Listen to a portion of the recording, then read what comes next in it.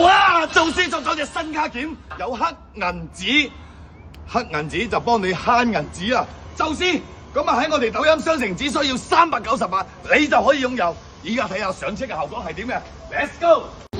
嗱，宙斯而家就出咗隻小饅頭，呢一隻小饅頭咧，哪怕你裝喺我哋嘅後邊平叉，作為一個小螃蟹用又可以。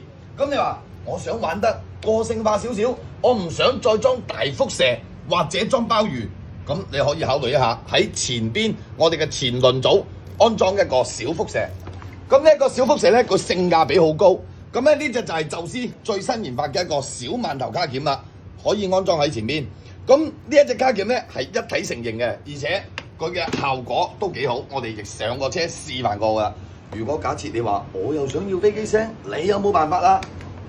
宙斯真就很掉賭啊！佢又出賣咗隻飛機音極大嘅剎車盤，呢一隻剎車盤咧效果都係相當之滿意，好多嘅車友試過噶啦。